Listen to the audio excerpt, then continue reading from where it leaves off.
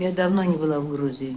Так случилось. Ну и мы все сейчас уже редко бываем, к сожалению, в Грузии. И вот Ильдар Рязанов и такая целая команда придумали такую акцию, дабы наладить какие-то контакты культурные. Да, первый фестиваль российского кино. Ну, приехало много людей, я не буду перечислять всех, и Сережа Соловьев, и Рязанов, и Тодоровский, много. О чем я сейчас хотела сказать? Первое. Меня совершенно потрясло отношение к нам людей. Залы были переполнены, постоянно подходили разные люди, говорили спасибо, и мы всегда были вместе, будем вместе. Это, так сказать, я человек, который вообще никогда не говорит неправду, поэтому это очень важно мне это сейчас сказать. Это раз. Второе. Были большие пресс-конференции, и было много людей, очень, и много камер. Была пресс-конференция первая, наверное, был камер 15. И было много очень людей. Ни один человек не позволил себе ни одного неделикатного, ни какого-то провокационного вопроса. Ни один человек. Это говорит о том, в каком, в общем, состоянии достоинства и умение себя вести с гостями. Я не знаю, может быть, там и были люди, которые хотели бы сказать, что мы оккупанты. Но никто этого не сказал. Говорят, что в какой-то газете было сказано, что мы хотим своей культурой оккупировать Грузию, или что-то в этом духе было. Мы это не видели, никто вслух этого не сказал, и эта деликатность, это так меня совершенно потрясло. Третье. Ездила у Манский ездил, Виктор Манский, такой у нас, Виталий Манский, простите, наш известный документалист, рано утром поехал в этот самый городок беженцев. И уж там он не сомневался, что услышит Бог знает что. Кроме того, что мы всегда были с Россией, мы всегда были друзья, это все политики, мы тут совершенно ни при чем. Это, вы знаете, вот я говорю, мы были все потрясены, потому что мы ехали, и мы волновались. Мы боялись, что нас будут упрекать, что нам будут говорить всякие неприятные вещи. И мы боялись этого слова «оккупанты», которое так модно, в общем, в Грузии. И он приехал совершенно потрясенный. Он говорит, я со столькими людьми говорил, кроме вот пожатия рук и желания, нет, мы всегда были вместе и будем вместе. И народ тут не виноват, и это все политики, это так было сказано.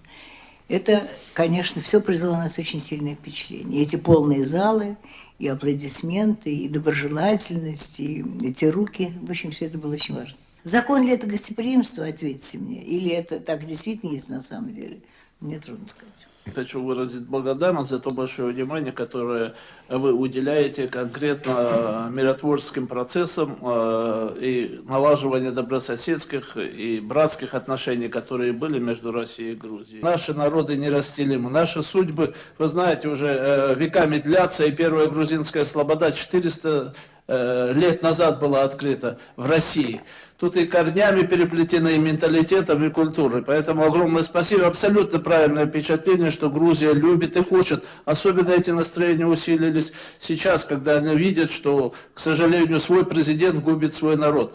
Вы не знаете, как деградирует в Грузии культура, как деградирует в Грузии менталитет, как бьют по религии, как разлагают грузинскую нацию вообще в этом глобалистических проектах. Сегодня у нас в гостях присутствует председатель партии «Наша Грузия», председатель движения и партия, да, «За победу», известный адвокат, правозащитник, который занимается, кстати, международными делами и в международных судах.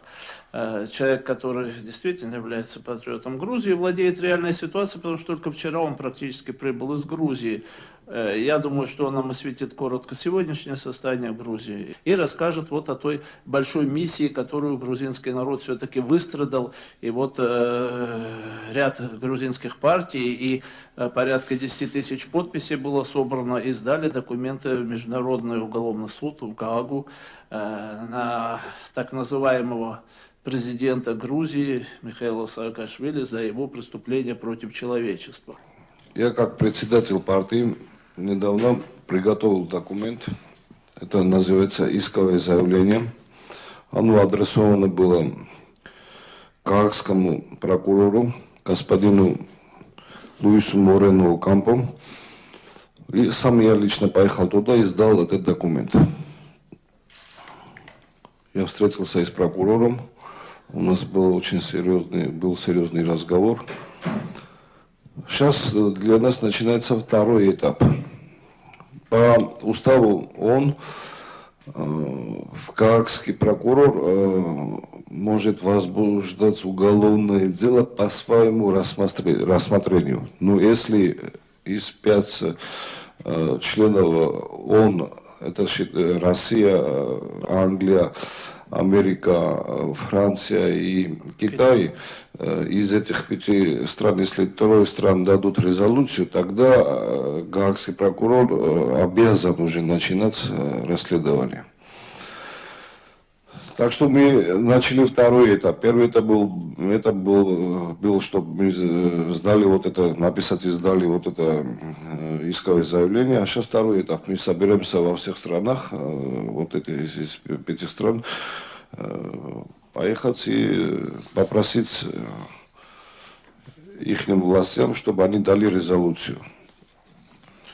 То, что касается искового заявления, он состоит из 3 частей. В первой части описывается то, что случилось после розовой революции в Грузии насчет законодательства. И, кстати, очень хорошее сравнение приведено с Гитлером. Как Гитлер приходил во власть, и что он сделал после прихода во власть. Как он менял законодательство, конституцию, уголовный процесс, гражданский кодекс и так далее. В общем, в первой части об этом и говорится. Во второй части говорится о том, что незаконные аресты, убийства на улицах без суда и без следствия, приведены конкретные факты и доказательства.